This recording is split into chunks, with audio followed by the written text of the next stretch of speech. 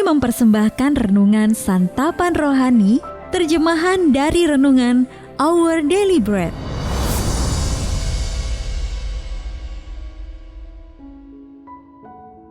Untuk menerima notifikasi video baru kami, silakan tekan tombol subscribe dan tanda lonceng di bawah ini. Sahabat ODB, pembacaan Alkitab hari ini terambil dari Roma pasal yang ke-10 ayat yang ke-9 sampai dengan ayat yang ke-11. Roma pasal yang ke-10 ayat yang ke-9 sampai dengan ayat yang ke-11. Sebab jika kamu mengaku dengan mulutmu bahwa Yesus adalah Tuhan, dan percaya dalam hatimu bahwa Allah telah membangkitkan Dia dari antara orang mati, maka kamu akan diselamatkan. Karena dengan hati orang percaya dan dibenarkan, dan dengan mulut orang mengaku dan diselamatkan. Karena kitab suci berkata, barang siapa yang percaya kepada Dia tidak akan dipermalukan. Ayat Mas renungan hari ini terambil dari Kisah Para Rasul pasal yang ke-16 ayat yang ke-31. Percayalah kepada Tuhan Yesus Kristus dan engkau akan selamat. Renungan hari ini berjudul Kebenaran yang Sederhana, ditulis oleh Dave Brennan. Sahabat ODB, ketika saya dan istri bersepeda, kami ingin tahu sudah berapa mil jarak yang kami tempuh. Jadi saya pergi ke toko sepeda untuk membeli odometer dan membawa pulang dengan sebuah komputer mini yang ternyata cukup sulit untuk saya setel. Lalu saya kembali ke toko sepeda tersebut, dan dalam sekejap si penjual sudah berhasil menyetelnya. Saya sadar bahwa ternyata itu tidak sesulit yang saya kira.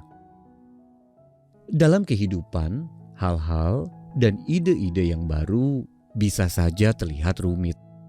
Contohnya, keselamatan. Mungkin ada orang yang berpikir bahwa menjadi anak Allah itu rumit. Namun Alkitab menjelaskannya dengan cara yang sederhana. Percayalah kepada Tuhan Yesus Kristus dan engkau akan selamat. Kisah Para Rasul pasal yang ke-16 ayat yang ke-31. Itu saja? Ya, itu saja. Tidak perlu mengikuti serangkaian peraturan. Tidak perlu memecahkan sebuah kode rahasia. Ini adalah kebenaran yang sederhana itu. Kita semua telah berdosa. Roma pasal yang ketiga, ayat yang ke-23.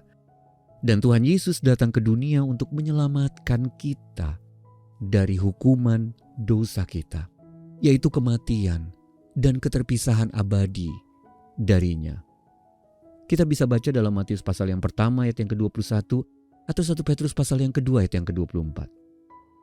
Lalu Yesus bangkit dari antara orang mati. Roma pasal yang ke-10 ayat yang ke-9. Dan kita diselamatkan dari kematian rohani serta dibawa kepada kehidupan kekal dengan mempercayai apa yang sudah dikerjakannya bagi kita. Yohanes pasal yang ketiga ayat yang ke-16. Renungkanlah apa artinya bagi Anda untuk sungguh-sungguh beriman dan percaya kepada Tuhan Yesus. Lalu izinkan Dia memberi Anda hidup dalam segala kelimpahan. Yohanes pasal yang ke-10 ayat yang ke-10. Sahabat ODB, bagi Anda apa artinya menerima keselamatan di dalam Yesus? Jika Anda sudah diselamatkan, perbedaan apa yang terdapat dalam hidup Anda setelah Anda beriman kepadanya? Mari kita berdoa. Allah Maha Kasih, aku sadar bahwa aku seorang pendosa yang telah melakukan hal-hal yang tidak berkenan kepadamu. Aku juga tahu bahwa Engkau telah mengutus Tuhan Yesus datang ke dunia untuk mati di kayu salib demi penebusan dosaku. Tuhan, ampunilah dosaku dan tebuslah aku. Terima kasih untuk keselamatan yang telah Engkau sediakan. Di dalam nama Tuhan Yesus Kristus kami berdoa. Amin.